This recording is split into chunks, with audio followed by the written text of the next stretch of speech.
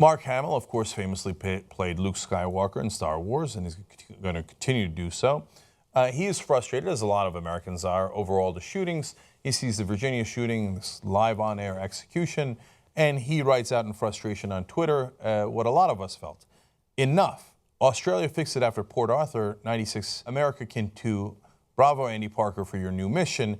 Hashtag Allison's legacy. So he's referring to Allison Parker's dad, whose mission is to do reasonable gun control, referring to what happened in 1996 in Australia, terrible massacre, 35 killed, 28 injured, and Australia changed the rules. They did gun control, and it led to saving a tremendous number of lives, which I'm going to tell you about in a second. So, of course, what happens, conservatives are livid. How dare you?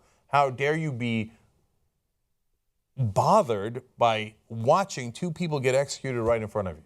No guns, guns is the answer. I know, if only the cameraman and the reporter had also had guns and pulled it out, they didn't even see him coming. They got shot in the back. God damn it. All right, so here's some idiot conservatives online. Oh, so how would the rebellion have defeated the empire without weapons, smart guy? Yeah, this isn't about lightsabers. And those two people actually got shot in the real world where we live, right? And that's where you get most of your main lessons. Oh, you know, the rebel ship you were on had the thing that went into the Death Star. No, that's not how the real world works, you schmuck. Okay, there was no Death Star. Although if there was, conservatives would love it. They'd be like, yes, Death Star. Okay, here's another idiot. Hamill himself. Suggestion, move to Australia. Your problem is solved. Leave our Constitution alone. I know. Anytime anybody says anything they don't agree with, oh, leave America. Even though 9 out of 10 times they have a position that's far less American. Yeah, if you don't like the Confederate flag, leave America. Let the irony sink in. Okay, people have said that. In this case, they continue, Mark, you're a fucking embarrassment. The last thing we have is a gun problem in this country. We have a people problem. Yeah, hey, idiot, how do you propose to solve the people problem? There's a lot of people, they're all different, and some of them are maniacs. The problem, you're never going to solve that problem, okay? Yes, some people are born different. Some people are born, you know, and because of the environment they grew up, et cetera, for a number of different reasons, they have hatred in their heart or they're mentally unstable. The trick is not to give those guys guns, thereby making it much easier for them to kill people. No, the gun's not the problem, the people. If we could just fix the people. Yeah, brilliant. Now, let's go to the heart of the matter. Can we do what the Aussies did, what Australia did? Well, so let's set it up for you. Between October 1996 and September 1997, Australia collected roughly 650,000 privately held guns. It was one of the largest mandatory gun buyback programs in recent history. So that's what makes conservatives flip out. Like, no, you can't touch my guns, right? Because without them, they feel so much less manly. So here's a picture from back in the day from Australia. When conservatives see that, they both get a hard-on and cry at the same time. It's a weird situation. You don't want to be anywhere near it, right? Like, I know it. They're coming for a gun. Okay, so what was the result of that? Obviously, the NRA and right-wingers in this country tell us that if you take guns away from people, they'll be less safe. There'll be a lot more murders. They'll be at the mercy of the bad guys, right? See how it turned out.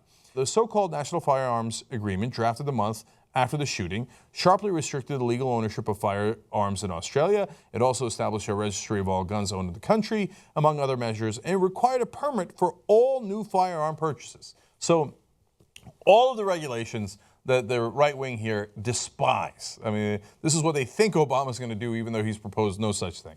They say one of the most significant provisions of the NFA was a flat-out ban on certain kinds of guns, such as automatic and semi-automatic rifles and shotguns. That, of course, would make our conservative heads explode here in America.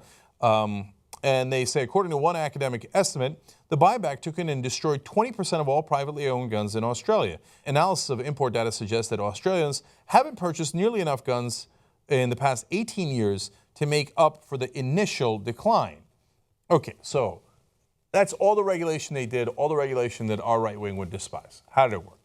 The NFA seems to have been, according to researchers from Harvard University, incredibly successful in terms of lives saved. So let's give you some of the data. The average firearm suicide rate in Australia in 7 years after the bill declined by 57% compared with the 7 years prior. The average firearm homicide rate went down by about 42%. So let's give you context here in America. Now, if you look at the firearm suicide and homicides numbers in America, they are significant. Last year we have numbers for us 2013.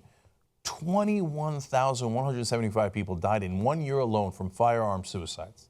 11,208 firearm homicides. So if we cut the rates in the same way that Australia did, here's how many lives we would save.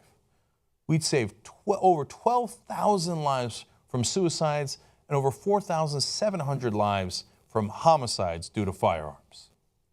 Now, are we guaranteed to cut the rates in the same way that Australia did? No, of course not. Is one study enough by its own? No, but there have been multiple studies, and I'll tell you more about that. But would we cut down firearm suicides and homicides? You know we would. I don't care if you wrote the Second Amendment and you sleep with the Second Amendment and your bed is made of guns. You know I'm right. You think we'd have more firearm suicides and homicides if we had less guns? You don't believe that. You can't possibly believe that. Nobody's that irrational, okay? And the proof is in the pudding. It's in the numbers. All right, more numbers for you. The drop in firearm deaths was largest among the type of firearms most affected by the buyback. Second, firearm deaths in states with higher buyback rates per capita fell proportionately more than in states with lower buyback rates. So for all the excuses that people will make, but there was already decreasing firearm homicides and suicides in Australia and the rates, and you can't necessarily prove a connection, etc. Well, they went and dug deep and tried to find, and they're like, hey, wherever they did the buyback program more, they saved more lives. And it holds true in every single case. And wherever it most affected in terms of the buyback program, you'd have the most lives saved. Okay, more studies. 1996 and 1997, 2 years in which the NFA was actually implemented, saw the largest percentage declines in the homicide rate in any 2-year period in Australia between 1915 and 2004.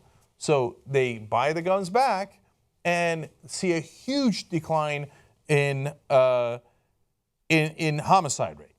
No, coincidence, right. Well, one study concluded that buying back 3,500 guns per 100,000 people correlated with up to 50% drop in firearm homicides, and then buying back 3,500 guns correlated with a 74% drop in firearm suicides. Non-gun suicides didn't increase to make up the decline, okay? So there's a number of studies there, and now, of course, right-wingers here are impervious to facts. So they'll scream, no, if I just had a couple more guns, I'd be safer. That's just not true. You're far more likely to die either because of a homicide or a suicide if there is a gun around. It's so obvious. All right, now how about mass shootings?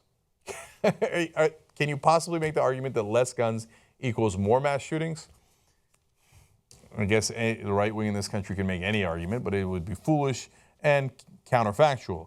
So a completely different study, not about Australia, but looked at the whole world, 171 countries, and they found out that although the U.S. accounts for less than 5% of the world's population, it had 31% of mass shootings between 1966 and 2012.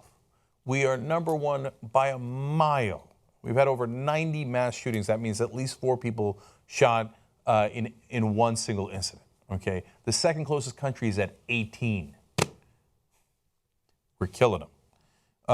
Now, the top 5 countries in terms of civilian firearm ownership rates, the U.S., Yemen, Switzerland, Finland, and Serbia each made the top 15 in the list of mass shootings.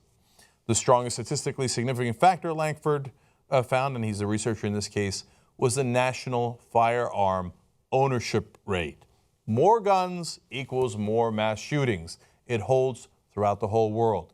Oftentimes you'll see people make the excuse, some of those countries in Europe, they have low rates of homicides, but that's because they're a homogeneous country. In other words, they're all one race, they're all white, they don't have the same problem we have.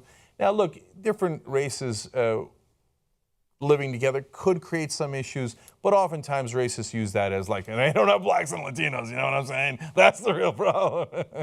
Well, that's weird.